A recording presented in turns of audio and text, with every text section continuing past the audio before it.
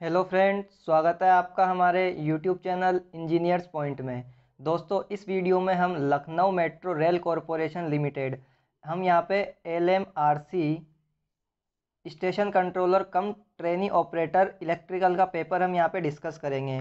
अगर मैं बात करूँ इस पेपर की, तो ये जो पेपर है आपका 16 मार्च 2016 को कंडक्ट हुआ था, यानी कि 2016 का ये पेपर आपका है। इसमें अगर हम बात करते हैं क्वेश्चंस की, तो यहाँ से आपको टोटल जो है 140 क्वेश्चन इस पेपर में पूछे गए थे, जिसमें आपके टोटल 90 क्वेश्चन आपके टेक्निकल से रिलेटेड थे, प्लस यहाँ पे आपके 50 क्वेश्चन जो थे वो नॉन टेक्निकल पोर्शन से रिलेटेड थे। तो इस तरह से आपको जो है टोटल यहाँ पे 140 क्वेश्चन पूछे गए थे। यहाँ पे दोस्तों हम इस वीडियो में जो हमारे टेक्निकल से रिलेटेड 90 क्वेश्चन पूछे गए थे, हम उन क्वेश्चन को यहाँ पे डिस्कस करने वाले हैं।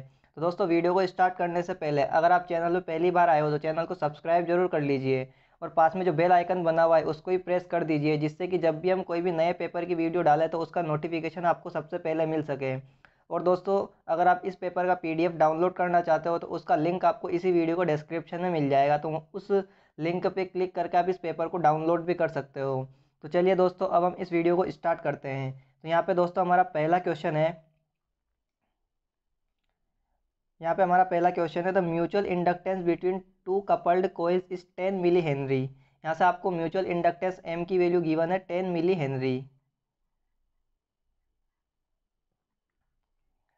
If the turn in one coil are double and that in the other are half, then the mutual inductance will be. आपको पता है जो म्यूचुअल इंडक्टेंस का जो फॉर्मूला होता है, म्यूचुअल इंडक्टेंस का फॉर्मूला होता है K√L1L2। ये आपका म्यूचुअल इंडक्टेंस का फॉर्मूला होता है। तो यहाँ से आपसे क्या बोला जा रहा है, जो आपका L1 जो आपकी फर्स्ट कोइल है उसमें आपके जो टर्न है उनको क्या कर दिया, डबल कर दिया गया, और जो आपकी सेकेंड कोइल है उसमें टर्न को हाफ कर दिया गया। तो यहाँ से अगर हम बात करते हैं तो इस फॉर्मूले में जो आपका फर्स्ट में जो इंडक्टेंस था उसमें क्या किया, आपका टर्न को डबल कर दिया, यानी कि आपका L2 डबल हो गया और आपका L1 डबल हो गया, और L2 में क्या किया आपने हाफ किया, तो ये आधा हो गया। तो यहाँ से आप जब आपको सोल्व करोगे तो आपका 2 से 2 कट जाएगा, तो आपका जो यहाँ पे म्यूचुअल इंडक्टेंस रहेगा वो सेम ही बना रहेगा, यानी कि 10 मिली हेनरी हमारा इस क्वेश्चन का सही आंसर हो जाएगा, यानी कि ऑप्शन नंबर थर्ड हमारा इस क्वेश्चन का सही आंसर होगा। तो अब चलते हैं हम नेक्स्ट क्वेश्चन पे। तो नेक्स्ट क्वेश्चन है हमारा क्वेश्चन नंबर सेकेंड। यहाँ पे क्वेश्चन नंबर सेकेंड है हमारा, variation in DC excitation of a synchronous motor causes variation. तो जब भी आप DC सिंक्रोनस मोटर की जब हम बात करते हैं, तो जब भी हम उसमें DC एक्साइटेशन को चेंज करते हैं तो उसके कारण जो भी DC एक्साइटेशन जो हम सिंक्रोनस मोटर में देते हैं, तो उसके कारण क्या होता है कि हमारा आर्मेचर की करंट और पावर फैक्टर दोनों यहाँ पे चेंज हो जाते हैं। तो इसका हमारा सही ऑप्शन क्या बनेगा, ऑप्शन नंबर बी हमारा इसका सही आंसर होगा। Armature current and power factor दोनों क्या हो जाते हैं, एक्साइटेशन को चेंज करने से चेंज हो जाते हैं। अब चलते हैं हम नेक्स्ट क्वेश्चन पे, जो कि है हमारा question number third. Question number third की बात करते हैं। तो which motor is suitable for timing and control purpose. तो आपका जो टाइमिंग और कंट्रोल पर्पस की बात करें तो कौन सी मोटर यहाँ पे अच्छी होती है, तो पहला ऑप्शन है hysteresis motor, option B reluctance motor, third है रिपल्शन मोटर, और फोर्थ है सीरीज मोटर। अगर हम टाइमिंग एंड कंट्रोल पर्पस की बात करते हैं तो यहाँ पे हमारे रिलक्टेंस मोटर जो है वो सूटेबल होती है। अगर हम बात करते हैं रिलक्टेंस मोटर की, तो रिलक्टेंस मोटर जो होती है आपकी क्या होती है, ये सिंगल फेस और 3 फेस दोनों टाइप की हो सकती है, और ये जो आपकी कैटेगरी में आती है सिंक्रोनस मोटर की कैटेगरी में आती है। जो जब हम इस रिलक्टेंस मोटर को स्टार्ट करते हैं तो ये आपकी सिंगल फेस इंडक्शन मोटर के जैसे स्टार्ट होती है, लेकिन थोड़ी देर बाद इसमें क्या होता है कि एक रिलक्टेंस टॉर्क प्रोड्यूस हो जाता है। उस रिलक्टेंस टॉर्क के कारण ये क्या करती है, मोटर अपने सिंक्रोनिज्म में प्रवेश कर जाती है, और उस सिंक्रोनिज्म में जाने के बाद ये क्या करती है, सिंक्रोनस स्पीड से रन करने लग जाती है। तो ये आपकी एक सिंक्रोनस मोटर की कैटेगरी में आती है। इसके अलावा अगर बात करते हैं इसका पावर फैक्टर का, तो जो सिंक्रोनस रिलक्टेंस मोटर का पावर फैक्टर होता है ये आपका 0.3 से लेकर के 0.4 लेगिंग के बीच में इसका पावर फैक्टर होता है। और अगर हम इसके एप्लीकेशन की बात करते हैं रिलक्टेंस मोटर के, तो आपका इसका एप्लीकेशन है जैसे कि आपका इलेक्ट्रिक क्लॉक हो गया, सिग्नलिंग डिवाइसेस हो गया, जैसे आपका रिकॉर्डिंग इंस्ट्रूमेंट हो गया, तो इन सभी जगह पे आपका रिलक्टेंस मोटर का यूज़ होता है। तो अब चलते हैं हम नेक्स्ट क्वेश्चन पे। तो अगला क्वेश्चन है, the number of circuits to be solved using superposition theorem equal number of. आपको क्वेश्चन पूछा जा रहा है कि हमको सर्किट को कितनी बार सोल्व करना पड़ेगा सुपरपोजिशन थ्योरम से, कि उसमें कितने होंगे। तो हम ऑप्शन है mesh, option B source, option C loops, और ऑप्शन डी नोड। यानी कि हम सुपरपोजिशन थ्योरम से सर्किट को उतनी ही बार सोल्व करते हैं जितनी बार उसमें एक्टिव एलिमेंट प्रेजेंट होते हैं। यानी कि एक्टिव एलिमेंट का मतलब होता है जितने उसमें करंट सोर्स या वोल्टेज सोर्स होते हैं उतनी ही बार हम क्या करते हैं, हमारा सुपरपोजिशन थ्योरम से सर्किट को सोल्व करते हैं। तो जितनी बार हमारे सर्किट के अंदर सोर्स होंगे उतनी टाइम्स हमको सर्किट को सोल्व करना पड़ेगा। तो हमारा इस क्वेश्चन का सही आंसर क्या हो जाएगा, सोर्सेस। अब बात करते हैं यहाँ पे सुपरपोजिशन थ्योरम की। तो सुपरपोजिशन थ्योरम जो होती है आपके लीनियर नेटवर्क पे अप्लाई होती है और ये जो होमोजेनिटी और लीनियरिटी की कंडीशंस को फॉलो करती है।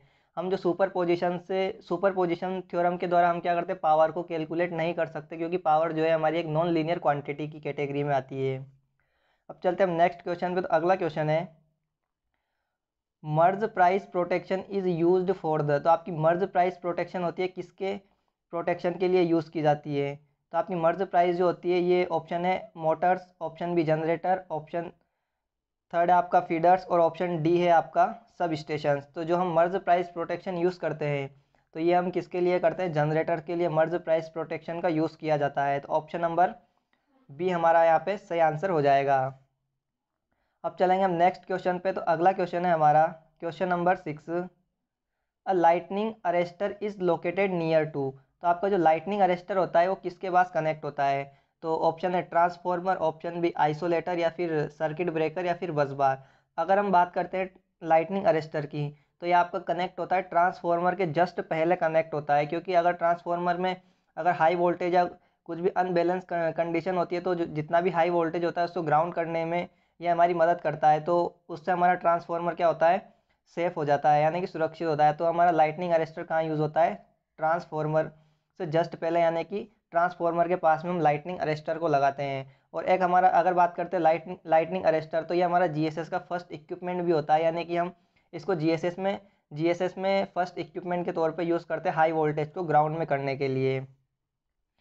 तो अगला क्वेश्चन है हमारा, in order to have lower cost of electrical energy generation. तो आपको अगर इलेक्ट्रिकल एनर्जी जो आपकी जनरेट हो रही है उसकी लो कॉस्ट रखनी है तो उसके लिए आपको क्या करना होगा, load factor and diversity factor should be low, दोनों ही लो होने चाहिए, या फिर load factor and diversity factor both should be high, दोनों ही हाई होने चाहिए। ऑप्शन थर्ड है आपका load factor should be low and diversity factor should be high, आपका लोड फैक्टर कम होना चाहिए और डाइवर्सिटी फैक्टर हाई होना चाहिए। और फोर्थ ऑप्शन है आपका लोड फैक्टर हाई होना चाहिए और डाइवर्सिटी फैक्टर लो होना चाहिए। तो अगर हम बात करते हैं lower cost of energy generation की, अगर हम कम कॉस्ट पे यानी कम पैसों से एनर्जी जनरेट करना चाहते हैं तो हमारा जो लोड फैक्टर है और जो डाइवर्सिटी फैक्टर है वो दोनों ही क्या होने चाहिए, दोनों ही हमारे हाई होने चाहिए। तो ऑप्शन नंबर हमारा कौन सा सही हो जाएगा, ऑप्शन नंबर बी हमारा इसका सही हो जाएगा, load factor and diversity factor both should be high. अगर बात करते हैं लोड फैक्टर की, तो हमारा लोड फैक्टर क्या होता है, ये होता है हमारा average load upon maximum demand, और लोड फैक्टर की वैल्यू ऑलवेज क्या होती है, लेस देन 1 होती है।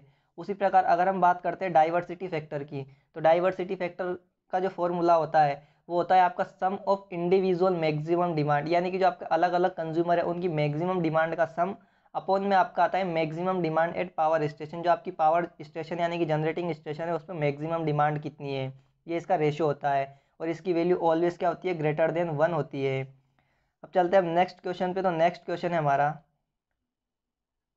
The load factor of a power plant is. तो मैंने अभी आपको बताया लोड फैक्टर का फॉर्मूला, आपका लोड फैक्टर क्या होता है, average load upon maximum demand, और ये ऑलवेज क्या होता है, लेस देन 1 इसकी वैल्यू होती है। तो ऑप्शन नंबर बी हमारा इस क्वेश्चन का सही आंसर हो जाएगा।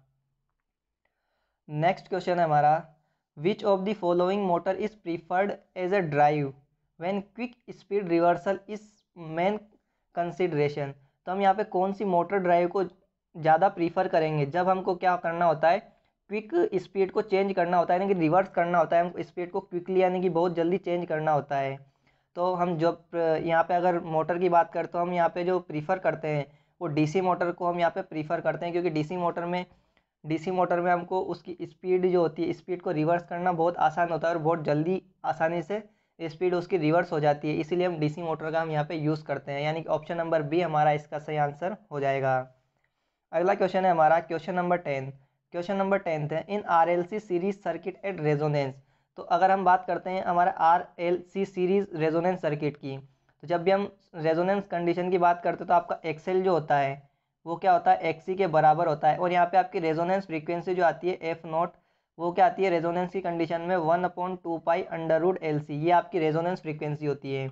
और जब भी हमारा रेजोनेंस की कंडीशन दी होगी तो उस कंडीशन में हमारा क्या होता है, इम्पीडेंस जेड होता है, ये क्या हो जाता है हमारा मिनिमम हो जाता है।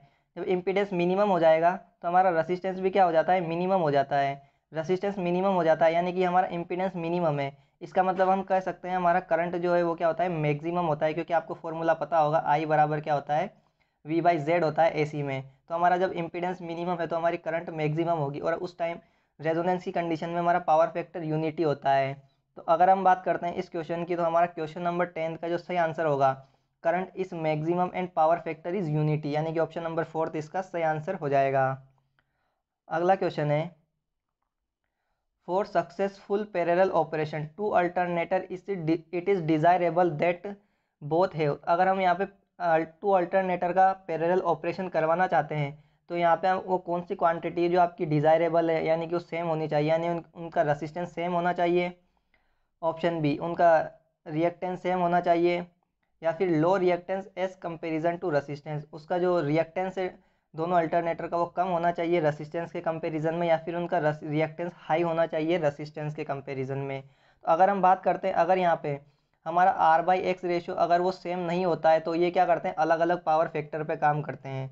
जब ये अलग अलग पावर फैक्टर पे वर्क करेंगे तो यहाँ पे क्या होता है कि हम ये अपनी अच्छी एफिशिएंसी से काम नहीं कर पाते, तो हम चाहते हैं कि अच्छी एफिशिएंसी से काम करें। इस वजह से जब भी हम टू अल्टरनेटर को पैरेलल में ऑपरेट करवाते हैं तो उनका जो है रिएक्टेंस हाई होना चाहिए रेसिस्टेंस के कंपैरिजन में, यानी कि ऑप्शन नंबर 4 इस क्वेश्चन का सही आंसर हो जाएगा। नेक्स्ट क्वेश्चन की बात करें तो नेक्स्ट क्वेश्चन है हमारा क्वेश्चन नंबर 12, कितनी DC वोल्टता 150 वोल्ट वाली जावक्री शिखर तरंग के बराबर औसत शक्ति उत्पन्न करेगी। तो दोस्तों इस क्वेश्चन को मेरे को इसका लैंग्वेज समझ में नहीं आ रही है, लैंग्वेज क्या पूछना चाह रहा है। तो आई थिंक मेरे हिसाब से ये पूछना चाह रहा है कि जो अगर हम बात करते हैं, अगर कोई हमारे पास साइनोसॉइडल वेव फॉर्म है जिसकी मैक्सिमम वैल्यू 150 वोल्ट है, तो अगर ये DC में जो है एवरेज कितनी वैल्यू को मेज़र करेगा। तो मेरे हिसाब से जो DC में अगर ये एवरेज को वैल्यू मेज़र करेगा तो ये हमारी, क्योंकि DC हमारी एक कांस्टेंट लाइन होती है, तो ये मैक्सिमम वैल्यू को ही मेज़र करेगा, यानी कि इसका आंसर मेरे हिसाब से 150 वोल्ट इसका सही आंसर होना चाहिए। लेकिन आप इसको क्रॉस चेक कर लेना क्योंकि मैं इस क्वेश्चन पे श्योर नहीं हूँ। अगले क्वेश्चन पे चलते हैं। तो अगला क्वेश्चन है हमारा, the unit of electrical charge is, जो आपका इलेक्ट्रिकल चार्ज होता है, जो आपका चार्ज जो होता है Q, इसकी यूनिट क्या होती है। तो हमारी चार्ज की यूनिट क्या होती है, कूलाम होती है। और अगर हम चार्ज की फॉर्मूले की बात करें तो हमारा Q बराबर क्या होता है, I into current into time होता है एक फॉर्मूला, एक हमारा Q बराबर N इंटू ई होता है। यहाँ पे N क्या है, नंबर ऑफ फ्री इलेक्ट्रॉन्स है, sorry number of free electrons, और यहाँ पे ई क्या है, हमारे इलेक्ट्रॉन्स हैं। तो ये आपके यहाँ पे दो फॉर्मूले और चार्ज के होते हैं, आपको इनको भी याद रखना है साथ में।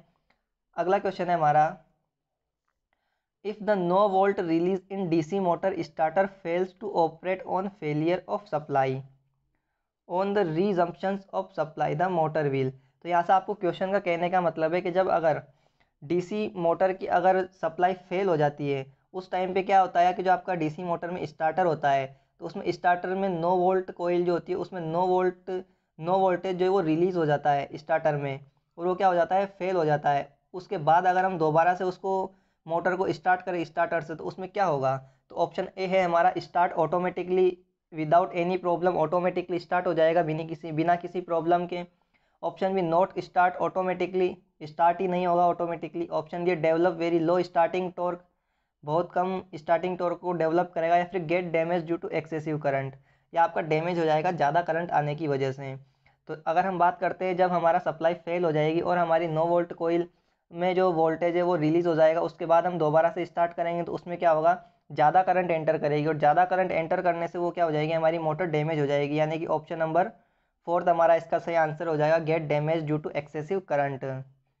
नेक्स्ट क्वेश्चन है हमारा क्वेश्चन नंबर 15। क्वेश्चन नंबर 15 है, zener diode are used primarily as. तो आपका ऑप्शन है वोल्टेज रेगुलेटर, रेक्टिफायर, एम्पलीफायर्स और ऑसिलेटर्स। तो आपका जो जीनर डायोड प्राइमरली यूज़ होता है ये आपका यूज़ होता है एज ए वोल्टेज रेगुलेटर, यानी कि इसका सही आंसर क्या हो जाएगा, हमारा ऑप्शन नंबर फर्स्ट इस क्वेश्चन का सही आंसर हो जाएगा। अगर मैं बात करता हूँ यहाँ पे जीनर डायोड के सिंबल की, तो आपको वैसे तो इसका सिंबल पता होगा, कुछ इस तरह से इसका जीनर डायोड का सिंबल होता है। यहाँ पे एनोड टर्मिनल होता है और इधर कैथोड टर्मिनल होता है। ये इस जीनर डायोड के अंदर अगर हम जंक्शन की बात करते हैं तो इसमें एब्रेप्ट और या फिर स्टेप ग्रेडेड जंक्शन का यहाँ पे यूज़ होता है। और आपका जो जीनर डायोड वर्क करता है ये आपका मेनली रिवर्स बायस में वर्क करता है। रिवर्स बायस में वर्क करता है। उसके अलावा मैं यहाँ पे बात करूँ जीनर ब्रेकडाउन वोल्टेज कितना होता है, तो इसका जो ब्रेकडाउन वोल्टेज होता है जीनर डायोड का, ये आपका होता है लेस देन 6 वोल्टेज पे इसका ब्रेकडाउन हो जाता है। उसके अलावा अगर मैं इस जीनर डायोड में और कुछ इंपॉर्टेंट पॉइंट की बात करूँ, तो यहाँ पे इसकी जो कैरेक्टरिस्टिक्स होती है ये क्या होती है, अगर आपने इसकी कैरेक्टरिस्टिक्स देखी हो तो कुछ इस तरह से इसकी कैरेक्टरिस्टिक्स होती है, यानी कि इसकी शार्प कैरेक्टरिस्टिक्स होती है, यानी कि हार्ड कैरेक्टरिस्टिक्स होती है। तो ये सारी चीज़ें आपको जीनर डायोड से याद रखनी है। अगला क्वेश्चन है हमारा,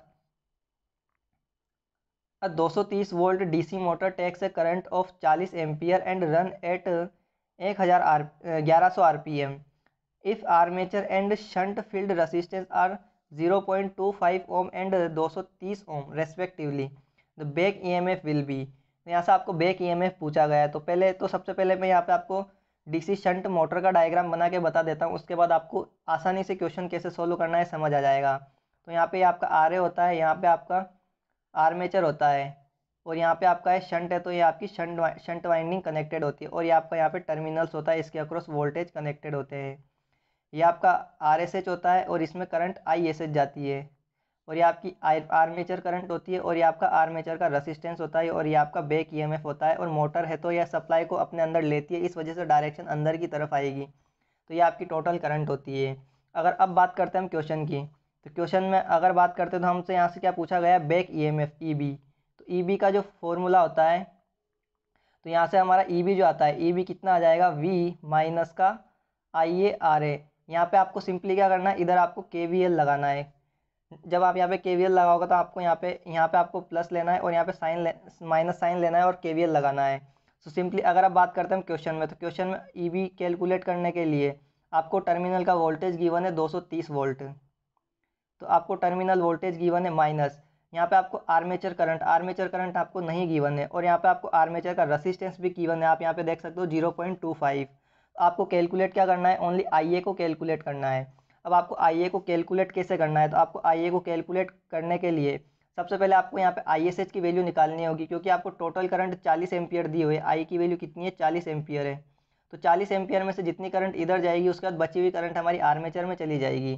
तो हम आईएसएच को निकालेंगे सबसे पहले। तो हमारी आईएसएच में जो करंट आएगी वो कितनी आएगी, वी अपॉन में आर एस एच। वी कितना दिया है हमको, क्योंकि ये वोल्टेज हमारा यहाँ पे अप्लाई होगा, क्योंकि पैरेलल में वोल्टेज सेम होता है।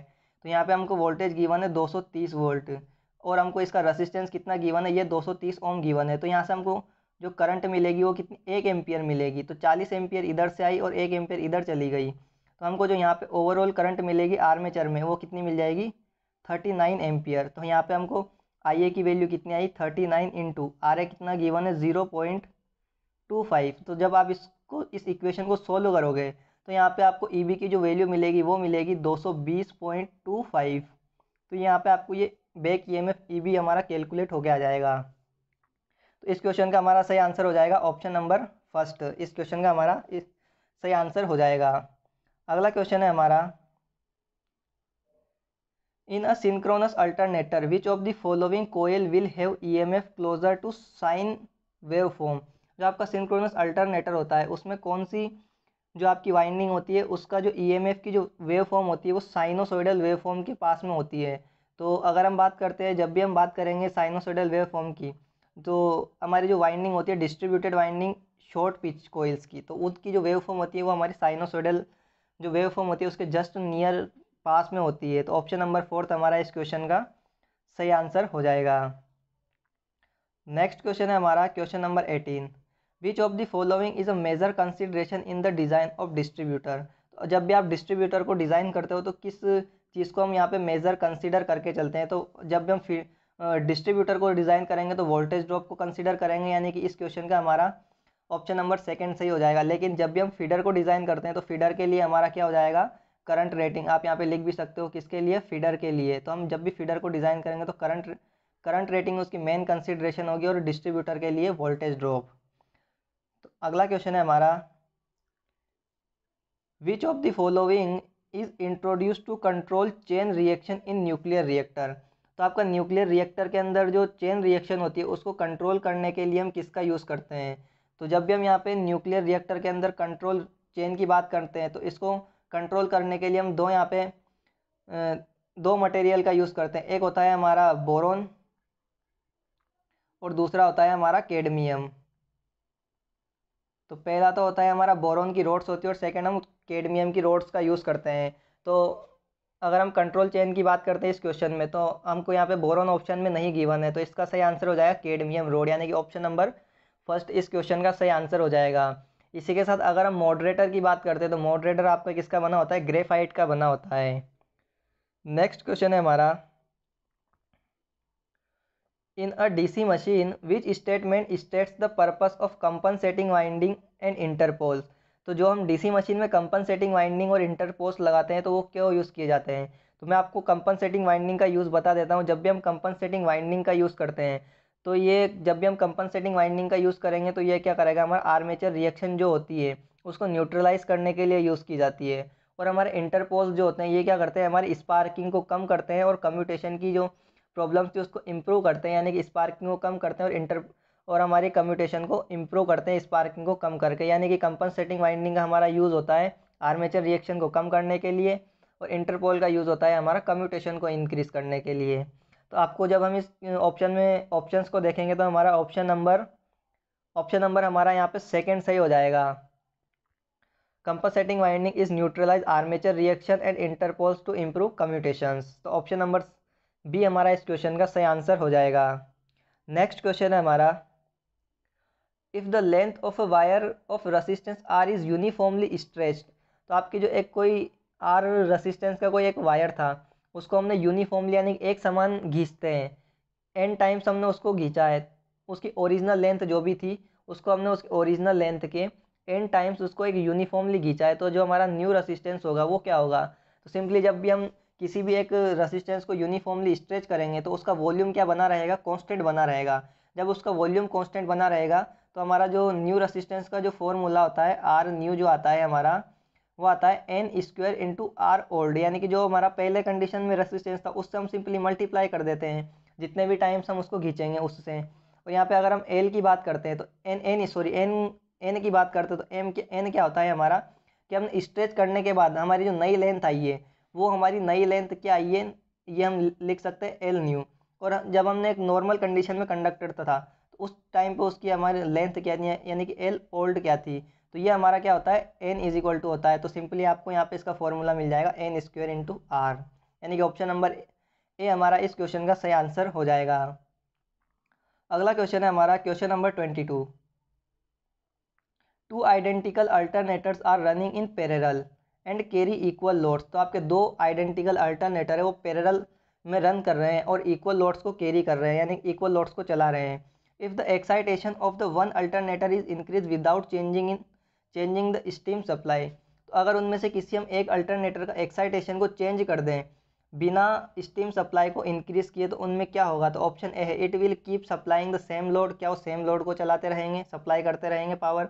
Option B KVAR supplied by it would decrease, जो उनके द्वारा केवीआर जो सप्लाई की जा रही है वो डिक्रीज हो जाएगी। Power factor will increase, power factor बढ़ जाएगा। या KVA supply bye it will decrease, या केवीए सप्लाई है वो डिक्रीज हो जाएगी। तो जब भी हमारे कोई दो आइडेंटिकल अल्टरनेटर पैरेलल में ऑपरेट हो रहे हो और इक्वल लोड्स को कैरी कर रहे हो, उनमें से अगर हम एक अल्टरनेटर का एक्साइटेशन बढ़ा देते हैं, अगर हम उसमें स्टीम यानी स्टीम सप्लाई कह सकते हैं या फिर उसमें एक्टिव पावर कह सकते हैं, अगर उसमें बिना किसी चेंज के, तो फिर भी वो क्या करेंगे, अपनी सेम लोड को सप्लाई करते रहेंगे, यानी कि ऑप्शन नंबर ए हमारा इस क्वेश्चन का सही आंसर हो जाएगा।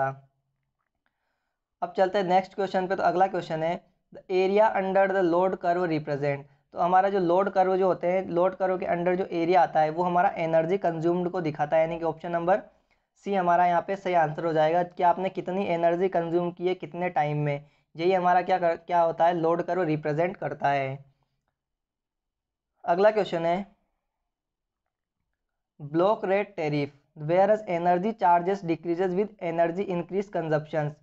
तो ब्लॉक रेट टेरिफ आपने पढ़ा होगा। तो ब्लॉक रेट टेरिफ क्या होता है, उसके अंदर जब भी हम क्या करते हैं, जैसे जैसे हमारा एनर्जी का कंजप्शन ज़्यादा होता जाता है, तो उसमें हम जो पैसे है वो क्या करते हैं, उसका चार्जेस हम डिक्रीज करते जाते हैं। तो जैसे जैसे हम ज़्यादा कंजप्शन करेंगे, तो वैसे वैसे हमारा क्या होगा, एनर्जी का चार्ज यानी कि पैसे जो है वो क्या होते जाएंगे, कम होते जाएंगे। तो इससे जो कंज्यूमर है वो क्या करेगा, ज़्यादा ज़्यादा पावर का यूज़ करेगा। और ये आपका मेनली कहाँ यूज़ होता है, इंडस्ट्रीज़ में यूज़ होता है आपका ब्लॉक रेट टेरिफ। तो हम क्या करते हैं कि किसी भी इंडस्ट्री या किसी भी कंज्यूमर को क्या कहते हैं कि आप ज़्यादा से ज़्यादा एनर्जी को ज़्यादा से ज़्यादा यूज़ कर रही है, और जितना ज़्यादा आप एनर्जी को यूज़ करोगे उतना कम हम आपसे चार्जेस करेंगे। तो हम उसको क्या करते हैं, एनकरेज करते हैं पावर का कंजप्शन ज़्यादा करने के लिए। तो ऑप्शन नंबर हमारा इसका कौन सा हो जाएगा, ऑप्शन नंबर हो जाएगा हमारा फर्स्ट, यहाँ पे सही हो जाएगा। Encourage to consumer for more consumption, तो ज़्यादा से ज़्यादा यूज़ करेगा जिससे कि हम उससे कम पैसे चार्ज करेंगे। तो ऑप्शन नंबर ए हमारा इसका सही आंसर हो जाएगा।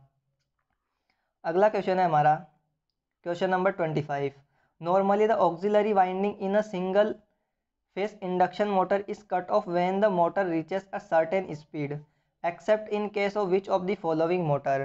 तो अगर बात करते हैं हम सिंगल फेस इंडक्शन मोटर की, तो सिंगल फेस इंडक्शन मोटर में हम क्या करते हैं, जो हमारी स्टार्टिंग वाइंडिंग होती है उसके सीरीज़ में हम क्या करते हैं, कैपेसिटर को कनेक्ट करते हैं।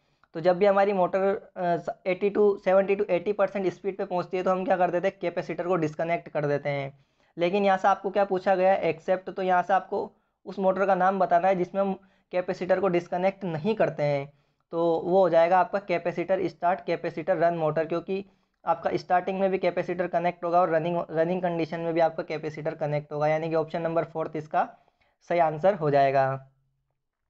नेक्स्ट क्वेश्चन है, the mechanical power developed by a DC motor is maximum when the ratio of back EMF and applied voltage is. अगर हम बात करते हैं डीसी मोटर में, तो डीसी मोटर में मैक्सिमम मैकेनिकल पावर तब डेवलप होती है जब आपका बैक ईएमएफ क्या होता है, सप्लाई वोल्टेज का आधा हो जाता है, यानी कि क्या हो जाता है, आधे का मतलब हो जाएगा 0.5, यानी कि जब आप मैक्सिमम मैकेनिकल पावर तब डेवलप होगी जब आपका बैक ईएमएफ सप्लाई वोल्टेज का क्या हो जाएगा, हाफ हो जाएगा, यानी ऑप्शन नंबर 4 हमारा इस क्वेश्चन का सही आंसर हो जाएगा।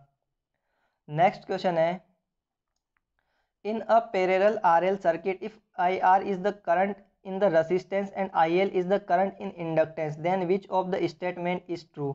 तो यहाँ पे आपको एक RL सर्किट दिया गया है। तो अगर हम RL सर्किट में फेजर डायग्राम की बात करते तो आपको पता है कि रसिस्टर के अंदर जिस डायरेक्शन में करंट होती है उसी डायरेक्शन में क्या होता है, आपका वोल्टेज भी होता है। और अगर हम बात करते हैं इंडक्टर की, तो इंडक्टर में क्या होता है कि करंट क्या करती है, वोल्टेज से 90 डिग्री लेग करती है। तो हम यहाँ पे अगर फेज़र डायग्राम में आपको बना के बताऊँ तो इसका फेज़र डायग्राम कुछ इस तरह से बनता है कि यहाँ पे हमारा क्या, हमने इसको 0 डिग्री रेफरेंस मान के चलते हैं। तो जब हम 0 डिग्री रेफरेंस मान के चलते हैं तो जिस डायरेक्शन में वोल्टेज होता है उसी डायरेक्शन में क्या होती है, रेजिस्टेंस में करंट होती है, तो आपकी दोनों सेम फेज़ में होंगी। अब आपको क्या करना है, वोल्टेज इंडक्टर में क्या करना है, आपको वोल्टेज को लीडिंग बताना है। तो जब हम वोल्टेज को लीडिंग बताना चाहते हैं तो हम यहाँ पे इसको नीचे की तरफ ड्रॉ करेंगे, क्योंकि जब हम नीचे की तरफ ड्रॉ करेंगे तो आप देख सकते हो वोल्टेज यहाँ पे आगे की साइड है, यानी कि 90 डिग्री लीड कर रहा है करंट IL से, इंडक्टर की करंट से।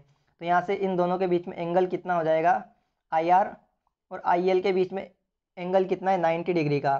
तो यहाँ से हम कह सकते हैं आपका IR से जो है IL क्या कर रहा है, लेग कर रहा है। तो IL legs by IR 90 degree, यानी कि ऑप्शन नंबर हमारा ए यहाँ पे सही हो जाएगा, क्योंकि IL आपका लेग कर रहा है IR से। तो अगला क्वेश्चन है अब हमारा, the back EMF induced in a coil due to relative motion of magnet is independent of। तो आपका किसी भी कोयल के अंदर जो रिलेटिव मोशन जो प्रोड्यूस होता है वो किससे इंडिपेंडेंट होता है, यानी किसके ऊपर निर्भर नहीं करता है। तो ऑप्शन है number of turn in the coil, उस पर तो आपका डिपेंड करता है। ऑप्शन बी कोयल रेसिस्टेंस, इस पर आपका डिपेंड नहीं करता है। Option third strength of magnetic material, इस पर आपका डिपेंड करता है। और option fourth motion of magnet. तो यहाँ से आपको नहीं पूछा है तो आपका ऑप्शन नंबर सेकंड सही हो जाए, कोयल रेसिस्टेंस। तो जो भी आपका रिलेटिव मोशन होता है मैग्नेट में, जो इंड्यूस ईएमएफ, जब ईएमएफ आपका इंड्यूस होता है तो आपका कोयल रेसिस्टेंस पे डिपेंड नहीं करता है, यानी कि ऑप्शन नंबर सेकंड हमारा इसका सही आंसर हो जाएगा। नेक्स्ट क्वेश्चन है, अ series RLC circuit will have unity power factor when the supply frequency is. तो यहाँ से आपका एक सीरीज RLC सर्किट दिया हुआ है। तो अगर हम बात करते हैं सीरीज RLC सर्किट की, तो ये आपको एक रेजोनेंस की कंडीशन गिवन है। आपको पता है रेजोनेंस की कंडीशन में पावर फैक्टर यूनिटी होता है। तो उस समय पे यहाँ पे आपको रेजोनेंस फ्रीक्वेंसी पूछी गई है। रेजोनेंस फ्रीक्वेंसी F0 होती है हमारी 1/2π√LC। तो ये आपका रेजोनेंस फ्रीक्वेंसी का फॉर्मूला होता है। तो ऑप्शन नंबर सी हमारा इसका सही आंसर हो जाएगा, ऑप्शन नंबर थर्ड, यानी कि इस क्वेश्चन का सही आंसर हो जाएगा। और अगर बात करते हैं हम रेजोनेंस की कंडीशन में, तो अगर हमारी फ्रीक्वेंसी रेजोनेंस फ्रीक्वेंसी से कम होती है तो हमारा एक कैपेसिटिव लोड की तरह बिहेव करता है और उसका पावर फैक्टर लीडिंग होता है। और अगर सर्किट अगर हमारा रेजोनेंस फ्रीक्वेंसी से ज़्यादा होती है तो एक लेगिंग लेगिंग सर्किट की तरह बिहेव करता है, यानी कि इंडक्टिव सर्किट की तरह बिहेव करता है, उसका पावर फैक्टर लेगिंग होता है। नेक्स्ट क्वेश्चन है अब, the direction of rotation of a DC shunt motor can be reverse by interchanging. तो आपकी जो डीसी शंट मशीन होती है, यानी कि डीसी शंट मोटर होती है, उसमें उसकी घूमने की दिशा किसको चेंज करके चेंज की जा सकती है। अगर हम बात करते हैं डीसी शंट मोटर, अगर हम डीसी शंट मोटर की बात करें चाहे जनरेटर की बात करें, अगर हमको स्पीड को चेंज करना है तो या तो हम उसमें फील्ड वाइंडिंग के टर्मिनल्स को चेंज करेंगे या उसमें आर्मेचर वाइंडिंग के टर्मिनल को चेंज करेंगे। दोनों को कभी भी एक साथ चेंज नहीं करेंगे। अगर हम दोनों को एक साथ चेंज कर देते हैं तो उसकी वो सेम डायरेक्शन में रोटेट करती रहेगी, लेकिन अगर हमको उसको रिवर्स डायरेक्शन में रोटेट करवाना है तो हम या तो फील्ड के टर्मिनल्स चेंज करेंगे या आर्मेचर के। ऑप्शन नंबर हमारा थर्ड यहाँ पे सही हो जाएगा, आइदर फील्ड और आर्मेचर टर्मिनल, हम दोनों में से किसी एक के टर्मिनल्स को चेंज करेंगे। अब है हमारा next question, question number 31, which of the following is not a necessary condition to be satisfy for synchronising an incoming alternator to an already operating alternator. तो यहाँ से आपको वो कौन सी कंडीशन आपको सेटिस्फाई नेसेसरी कंडीशन नहीं होती है, आपको नोट वाली कंडीशन बताना है। आपको इसको ध्यान रखना है कि जब भी कोई हमारे जो अल्टरनेटर है वो क्या कर रहे हैं, सिंक्रोनाइजिंग, जब हम अल्टरनेटर को सिंक्रोनाइज करवाते हैं तो इनकमिंग जो हमारा अल्टरनेटर होता है उसका जो मैग्नीट्यूड सेम होना चाहिए, फेज सीक्वेंस सेम होना चाहिए, फ्रीक्वेंसी सेम होना चाहिए, या सेम प्राइम मूवर स्पीड से वो रन करना चाहिए, यानी कि जिस भी अल्टरनेटर को हम पैरेलल में कनेक्ट करने वाले हैं। तो जब भी हम किसी भी अल्टरनेटर को सिंक्रोनाइजिंग के लिए यूज़ करते हैं तो उसमें वोल्टेज मैग्नीट्यूड सेम होना चाहिए, ये आपकी मस्ट कंडीशन है। ये उसके अलावा आपका फेज सीक्वेंस और फ्रीक्वेंसी आपके तीनों ही सेम होने चाहिए, तभी हम किसी भी अल्टरनेटर को पैरेलल में ऑपरेट करवा सकते हैं, सिंक्रोनाइज करवा सकते हैं। लेकिन अगर प्राइम मूवर की स्पीड सेम नहीं होगी तो ये हमारे लिए कोई नेसेसरी कंडीशन नहीं है। तो ऑप्शन नंबर इस क्वेश्चन का हमारा पहला आंसर सही हो जाएगा। अगला क्वेश्चन है, armature reaction in alternator primarily effect. तो आपका आर्मेचर रिएक्शंस होती है अल्टरनेटर में, ये किसको इफेक्ट करती है। ऑप्शन है generated voltage per phase, option B terminal voltage per phase, option C frequency of armature current, और ऑप्शन फोर्थ है रोटर स्पीड। अगर हम बात करते हैं आर्मेचर रिएक्शन की, तो आपकी आर्मेचर रिएक्शन जो वर्क करती है लेंज के नियम के अनुसार वर्क करती है। और आर्मेचर रिएक्शन आपका लोड पे डिपेंड करती है। नो लोड की कंडीशन में आपकी आर्मेचर रिएक्शंस होती नहीं है। जैसे जैसे आप लोड को बढ़ाते जाओगे वैसे वैसे आर्मेचर रिएक्शंस बढ़ेगी, यानी कि जैसे जैसे हम आर्मेचर करंट को बढ़ाते हैं या फिर कम करते हैं उसी प्रकार हमारा आर्मेचर का फ्लक्स कम या ज़्यादा होता है, और उसी प्रकार हमारी आर्मेचर रिएक्शंस क्या होती है, कम ज़्यादा होती है। तो अगर बात करते जो हमारे इस तो अगर अब हम बात करें तो जैसे जैसे हमारा फ्लक्स कम ज़्यादा होगा तो हमारा वोल्टेज भी कम ज़्यादा प्रोड्यूस होगा। तो ये हमारा मेनली अफेक्ट करता है जनरेटेड वोल्टेज पर फेस को, एक फेस में हमारा वोल्टेज को मेनली ये क्या करता है, पर फेज में जो वोल्टेज जनरेट हो रहा है उसको हमारी आर्मेचर रिएक्शन इफेक्ट करती है। तो ऑप्शन नंबर ए हमारा इसका सही आंसर हो जाएगा। नेक्स्ट क्वेश्चन है, which type of heating is used for non conducting material. तो नॉन कंडक्टिंग मटेरियल के लिए हम किस प्रकार की हीटिंग का यूज़ करते हैं। तो आपको नाम से पता पड़ रहा है नॉन कंडक्टिंग, तो नॉन कंडक्टिंग के लिए कौन कौन से किस तरह की हीटिंग का करेंगे हम, डाइलेक्ट्रिक हीटिंग, यानी कि डाइलेक्ट्रिक हीटिंग में जैसे कि हमारा प्लास्टिक हो गया, आपका वुड हो गया, तो ये जो भी हमारे मटेरियल होंगे जिनमें जो कि कंडक्टर की तरह बिहेव नहीं करते उसके लिए हम डाइलेक्ट्रिक हीटिंग का प्रयोग करते हैं। और आपको डाइलेक्ट्रिक हीटिंग के लिए जो फ्रीक्वेंसी की रिक्वायरमेंट होती है, अगर हम बात करते हैं फ्रीक्वेंसी की, तो यहाँ पे जो फ्रीक्वेंसी रिक्वायरमेंट होती है वो आपकी 10 से लेकर के 30 मेगा हर्ट्स तक यहाँ पे इसके लिए हमको फ्रीक्वेंसी की आवश्यकता होती है।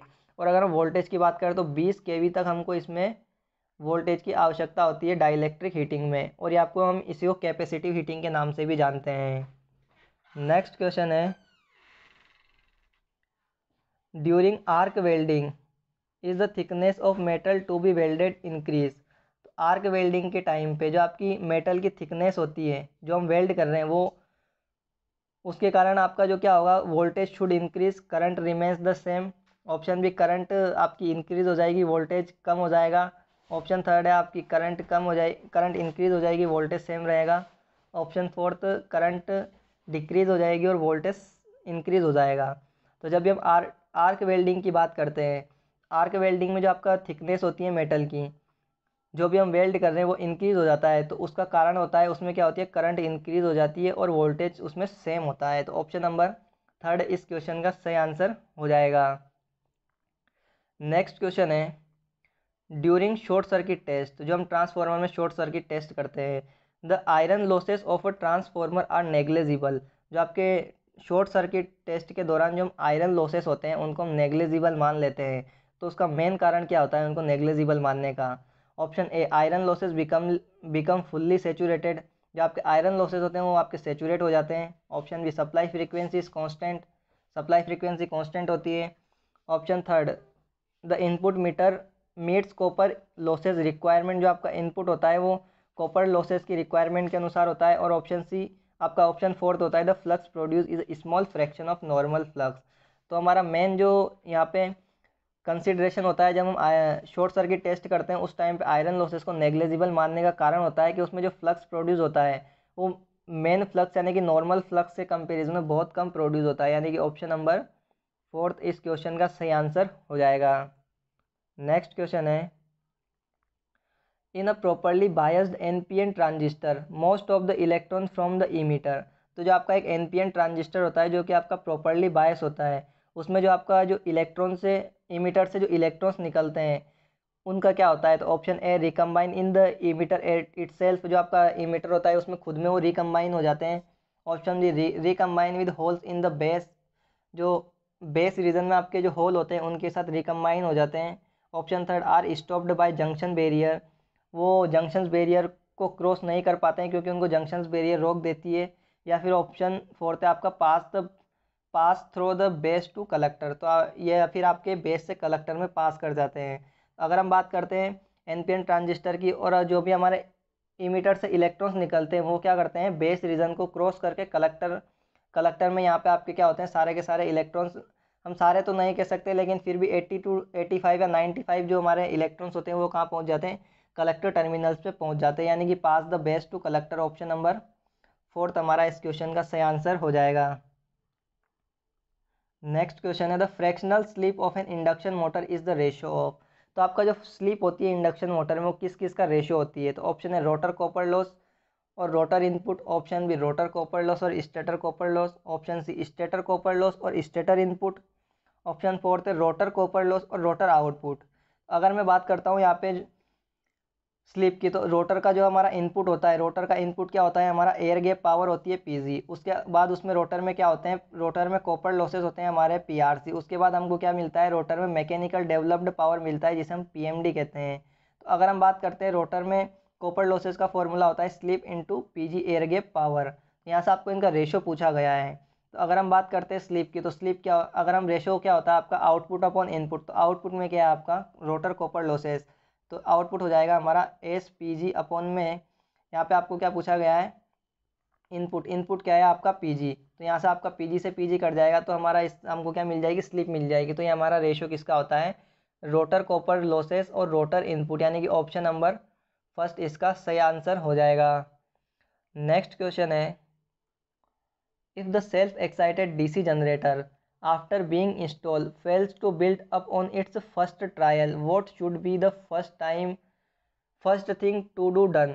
आपका एक DC self excited DC generator है, उसको हमने इंस्टॉल कर दिया, जैसे हमने उसको ट्रायल के लिए स्टार्ट किया तो वो स्टार्ट नहीं होता है और उसकी स्टार्टिंग फेल हो जाती है, तो सबसे पहले हमको क्या करना चाहिए उसके लिए?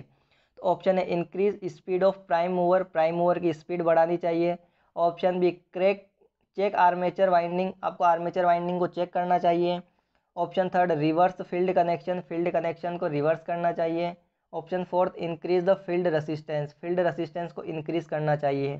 तो जो हमारा सेल्फ एक्साइटेड डीसी जनरेटर है, जब हमने उसको इंस्टॉल करने के बाद स्टार्ट किया, अगर वो स्टार्ट ही नहीं हो रहा है तो उसका मेन कारण होता है कि या तो हमने उसके फील्ड के कनेक्शन को उल्टा कर दिया है, तो हमको उनको चेंज करना पड़ेगा। जब हम उनको सही कर देंगे तो हमारा जो जनरेटर है वो चलने लग जाएगा। तो हमारा जो यहाँ पे सही आंसर होगा रिवर्स द फील्ड कनेक्शन, यहाँ पे हम फील्ड वाइंडिंग के कनेक्शन को चेक करेंगे। अगर आपके जब फेल होने का एक ही रीज़न हो सकता है कि हमने उसके फील्ड के कनेक्शंस को उल्टे किए हो, तभी वो हमारा नहीं चला है, तो हम क्या करेंगे, फील्ड वाइंडिंग के कनेक्शंस को सही से करेंगे। तो ऑप्शन नंबर थर्ड इस क्वेश्चन का सही आंसर हो जाएगा।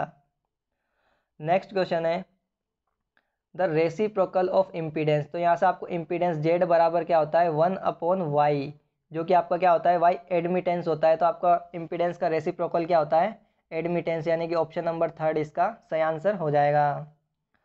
नेक्स्ट क्वेश्चन है, maximum demand tariff is not applicable to domestic consumer due to. तो जो आपका मैक्सिमम डिमांड टेरिफ है ये डोमेस्टिक कंज्यूमर पे लागू नहीं होता है, उसका मेन रीज़न क्या है, किसके कारण, यानी कि आपका वहाँ पे क्या चीज़ कम होती है उसके कारण हम मैक्सिमम डिमांड टेरिफ को डोमेस्टिक कंज्यूमर पे लागू नहीं करते हैं। तो ऑप्शन है आपका लोड फैक्टर कम होता है, ऑप्शन बी पावर फैक्टर कम होता है, ऑप्शन सी एनर्जी कंजप्शन कम होता है, या ऑप्शन डी मैक्सिमम डिमांड कम होती है।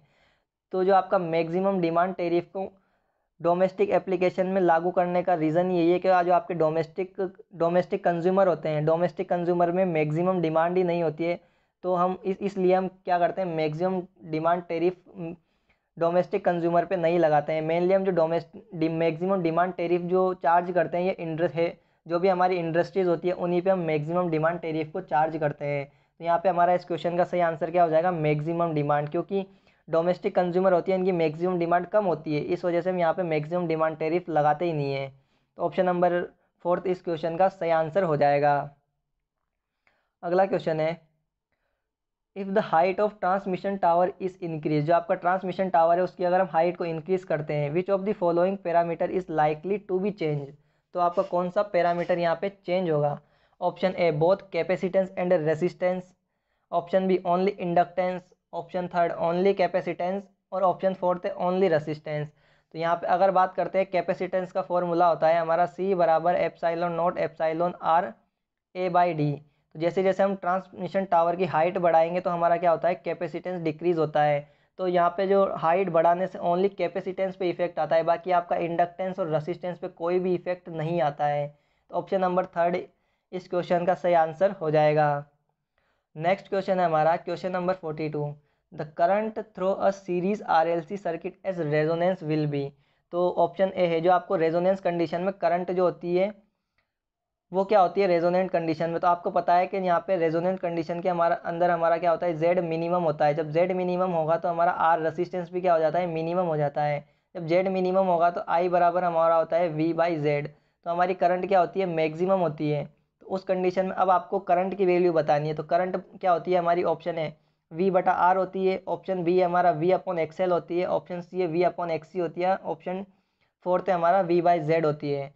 अगर हम बात करते हैं रेजोनेंट की कंडीशन में, तो रेजोनेंट कंडीशन में हमारा Z बराबर R हो जाता है। तो इस कंडीशन में हमारा करंट का जो फॉर्मूला बनता है वो बनता है V/R, यानी कि ऑप्शन नंबर हमारा इसमें हो जाएगा, ऑप्शन नंबर फर्स्ट इस क्वेश्चन का सही आंसर हो जाएगा V/R।